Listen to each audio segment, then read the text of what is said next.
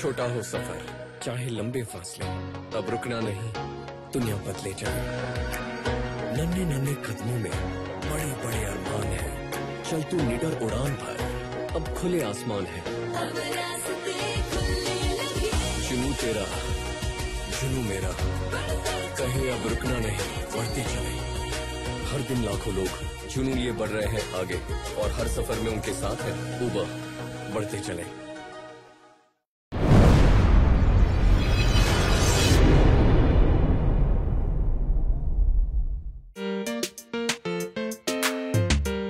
Cricket, life, and everything in between. 25 questions with Rahul Dravid. So Rahul, if you are not a cricketer, what would you have been? Oh, tough one. I did a commerce degree, tried to do an MBA, so I don't know, maybe something related to commerce or accounts or something. What's the one thing you would have liked to have taken from any other batsman's game? Brian Lara's flair, maybe. I loved his creativity and flair. One bowler from history you would have loved to have faced? Michael Holding. Or Jeff Thompson, actually. Michael Holding or Jeff Thompson. Just for a few balls, not for too many though. And definitely not without a helmet. If you could win one trophy from another sport outside cricket, what would that be? Any Olympic gold would do, even if like they have an Olympic gold for watching or something. I think just being in an Olympics would be amazing, and to win an Olympic gold would be incredible. Adelaide 233, Kolkata 180, Jamaica 81. If you had to choose one innings, pick one of the three. It's very hard to pick one of those. Each are very significant, but I don't know. I'd say in some ways the 81 in Jamaica is less recognized, so I'll just say 81 in Jamaica. If you had to pick your own nickname, what would it be? Not the wall, what would it be? Rahul. Can you just call me Rahul? A batsman from the past who you would have liked to have a partnership with? I would have loved to have partnered Sunil Gavaskar, and hopefully I would have been batting and Gavaskar would have got out and G.R. Vishnath would have walked in. So that would have been cool, because they were my heroes growing up and childhood heroes, so that would have been really nice to bat that way. What would be the title of your autobiography? The book that was never written. Who has been your role model in life? I think a lot of my thoughts and values have been, I think, programmed by my parents and just watching them, the way they went about things. So I have to say a lot of what I do and believe in comes from my parents. What is any sort of favorite superstition or a compulsive habit that you had that defined you the most? Not really a superstitious person, but I did put on my right pad first. Started off mainly as a habit. There was a tendency to kneel down on my left knee and put the right pad on first. It started off as a sort of just a habit, and I just continued with it. It wasn't superstition? Or I wouldn't say it was. I mean, if I didn't do it, it didn't matter that much to me. Finest book that you have read so far? I might say it's the finest book, but the book that influenced me most as a youngster, so it's probably something I remember, was Jonathan Livingston Seagull by Richard Bach. So I read it as a 15, 16-year-old. And in a sense, it resonated a lot with me and what I was trying to do at that stage. Maybe it just came at the time in my life when I was really keen on pursuing cricket and making it a profession, and quite single-minded towards it. So, the bird's flight towards excellence sort of kind of resonated with me. What is your favorite holiday destination where you would like to go with your family? We like the forest, so the family, we go to the forest a lot in Karnataka, in Kabini, and places like that. So we love our forest holidays. So yeah, we try and do that at least once a year, if not more often, with the family. If you had to, it was compulsory that you could only eat one food you could only eat one thing for the rest of your life. What would you pick? I've got a real sweet tooth, so I'd maybe just like chocolates, and hopefully it doesn't do harm to my body. So that should be, if you're allowed only one pick, that should actually, it shouldn't harm your body. So I know chocolates won't be good for me if I had that many of them, but if I could have only one thing, then the sweet tooth that I have, chocolates probably.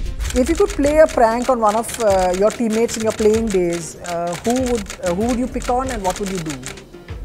I shared the room with Venkatesh Prasad a few times, and Venki was incredibly neat. So I might want to and he left. He used to even fold his, I think, clothes that he gave for laundry and put it in a laundry bag. So maybe, and he kept the room so clean. So maybe like the look on his face when he walked into a completely messed up room, I think would be priceless.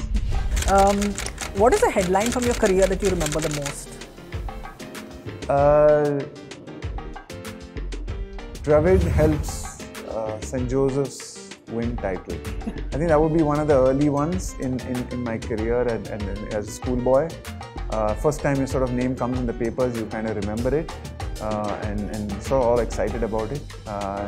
And you really hope they get the spelling right, because a lot of times early on in my career they didn't believe that the name could be Dravid, so they would put David. So I have a lot of these paper cuttings with me, as the scoreboard would go to the newspapers as Dravid, and the next day in the paper would come as David, thinking that we've made a mistake with spelling. But yeah.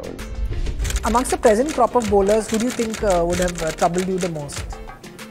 Oh, I've played with. I'm not that old that I haven't. I've actually played with a few of them, and they've troubled me enough. So the guys who I've probably not played against, who would, as a fast bowler, I'd say someone like Mitchell Starc. I mean, I played Mitchell Starc, to be honest, so he doesn't count actually. Rabada maybe. Rabada, I think, is a really special bowler. If you counted an Indian, then I'd say, someone like Bhuvi, I think, would be quite a challenge, because one of the things that I think, did trouble me a little in my career was the balls coming back into me and sort of swinging back in. And I love Bhuvi's control with the new ball. He's able to swing it away and swing it back in. So facing Bhuvi, the new ball, when an early wicket is gone, I think would be a great challenge. What do you love the most about being retired and not playing the game? Not having to play fast bowlers and bouncers. I love that. Not having to wake up thinking, oh God, how am I going to play someone bowling 145 over and ducking and weaving. If you could have a superpower, what would it be and why? I think I'm a little bit old-fashioned, and so when growing up, Superman was the big star, so to fly from anywhere to anywhere and do anything, so I guess you'd be Superman. Who's a sportsman from another sport that you admire and would like to meet? Probably met him, but I think Federer is really someone I've always watched and admired, the way he's carried himself, what he's done. I met him once at Wimbledon, just pretty much a fanboy moment. Took a photograph, kind of thing. So it was lovely. It was nice to go to Wimbledon and to meet him once. If you could watch one cricket match as a fan from the stadium, which ground would you pick? One cricket match from a stadium, I'd say Lord's. I just think the whole vibe of Lord's, I've always loved Lord's. Just walking into the ground, there's something about it. There's something about the history about it. I've done well there as well, so that does help. But somehow I just love the atmosphere and the vibe of that ground. It's terrific. If you could see one band or one singer live, who would it be? I'd love to see Bob Dylan. I would probably love to see Bob Dylan or Springsteen. I'd say if you were in a concert, you'd want to see a Springsteen concert for just the energy and the thing that you see. I've seen a few on video, so you see what he brings to the table. But Bob Dylan would be nice as well.